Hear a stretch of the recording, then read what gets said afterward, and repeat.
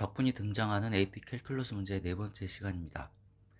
2018년 AP 캘큘러스 BC 프리 리퍼런스 퀘스천 2번 문제입니다. 연구자들이 바다에서 플랑크톤을 연구하고 있다고 합니다.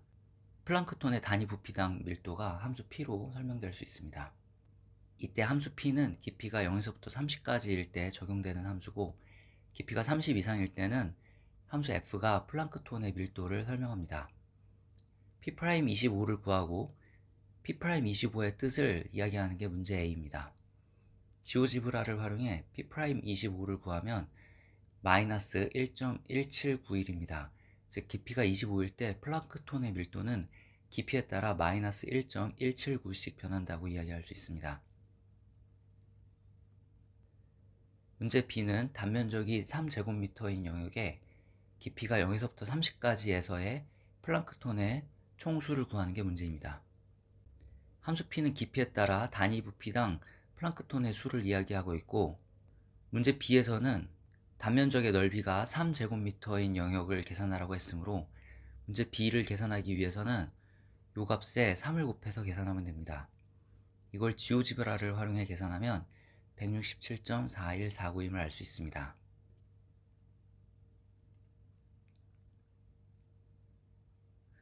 문제 C는 문제 B에서 설명한 영역에 깊이가 30m보다 깊은 경우 총 플랑크톤의 수를 구하는 게 문제입니다.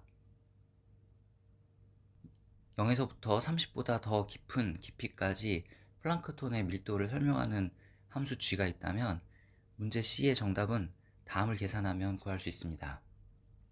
이것은 문제에 제시된 함수 P와 함수 F를 사용해 다음으로 쓸 수 있고, 이렇게 계산하면 됩니다. 이때 이 값은 1675.415라고 문제 B에서 구했습니다. 한편 함수 F와 함수 U 사이에서는 다음의 부등식을 만족하므로 이 식은 다음처럼 쓸 수 있고, K가 무한대로 갈 때 이 식은 요거보다는 작게 됩니다. 이 값이 105라고 주어져 있습니다.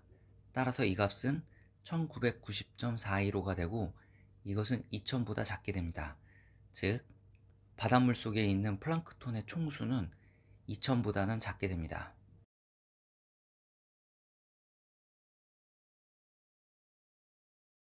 문제 D는 바다에 떠 있는 보트의 X방향으로의 속도와 Y방향으로의 속도가 주어져 있습니다. 이때 T가 0에서부터 1 사이에서 보트가 움직인 거리를 구하는 게 문제입니다. 곡선의 길이, 즉 평면에서 이동하는 물체의 이동 거리는 다음 식을 활용해 구할 수 있습니다. 여기에 주어진 X'T와 Y'T를 대입해서 계산하면 T가 0에서부터 1 사이에서 보트가 이동한 거리는 약 757임을 알 수 있습니다.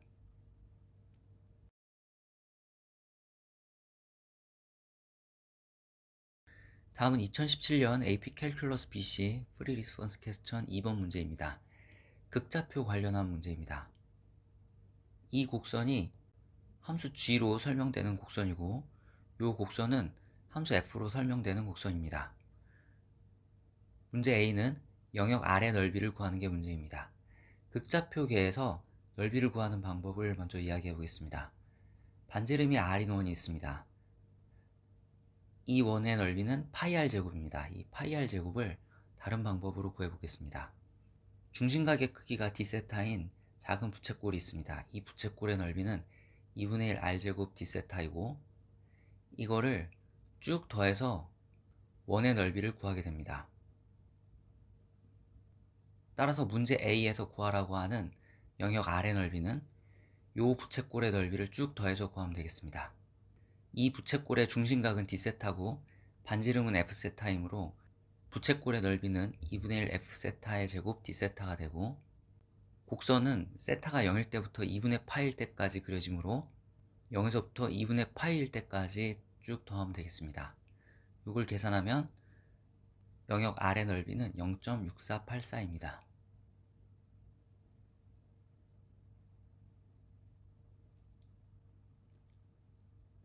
그림에서 X축과 이루는 각이 K인 동경이 있습니다.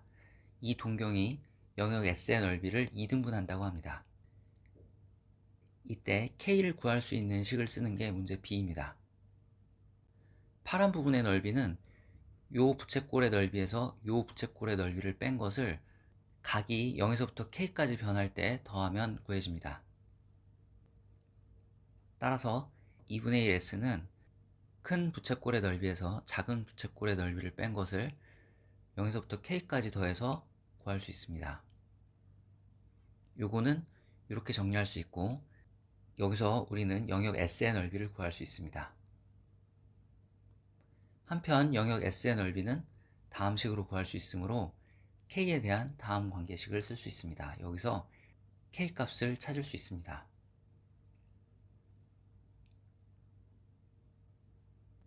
그림에서 X축과 이루는 각이 세타인 동경이 있을 때 극좌표계에서는 요 점을 이렇게 표현하고 요 점을 이렇게 표현합니다.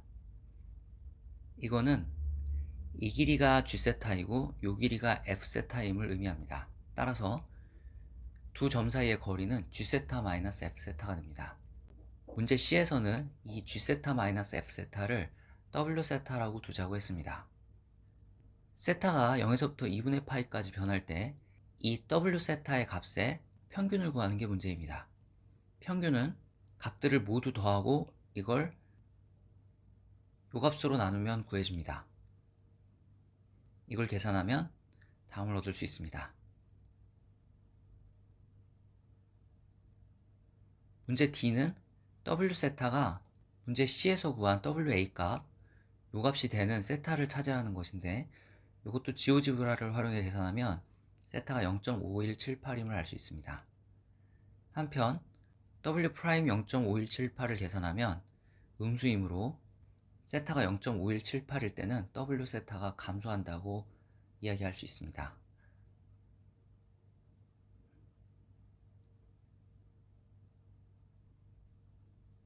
다음은 2017년 AP 캘큘러스 BC 프리 리스폰스 퀘스천 3번 문제입니다. F'의 그래프가 주어져 있습니다. 함수 f의 x 이퀄 마이너스 6에서의 함수값과 x 이퀄 5에서의 함수값을 구하는 게 문제 A입니다. 요 식에서 함수 f의 x 이퀄 마이너스 6에서의 함수값을 구할 수 있습니다. 왼쪽의 적분은 요 넓이와 같으므로 4가 됩니다. 한편 f-2는 7이므로 이런 식을 쓸 수 있고, 여기서 f-6은 3임을 알 수 있습니다. 또 요 적분식에서 f5의 값을 구할 수 있습니다. 왼쪽 그림에서 요 부분의 넓이는 2파이고 요 부분의 넓이는 3이므로 왼쪽의 적분값은 3-2파이가 됩니다. 또 f-2가 7이므로 f5는 10-2파이가 됩니다. 문제 B는 함수 f가 증가하는 구간을 구하라는 것인데, 증가할 때는 도함수가 양수입니다. 이런 구간은 다음과 같습니다.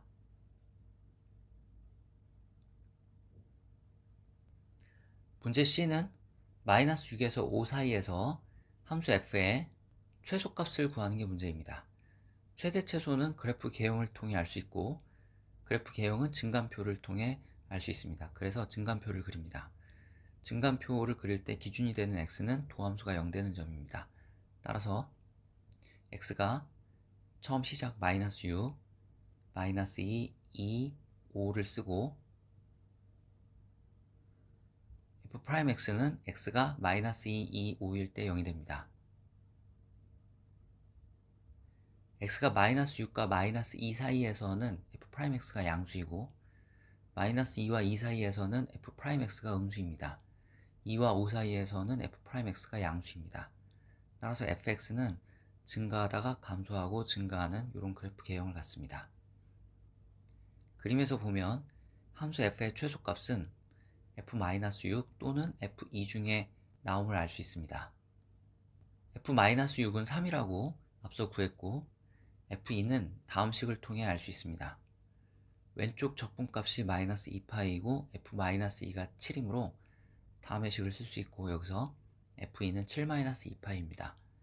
7-2파이는 1이 조금 안 되므로 함수 f의 마이너스 6에서 5 사이에서의 최소값은 7-2파이입니다.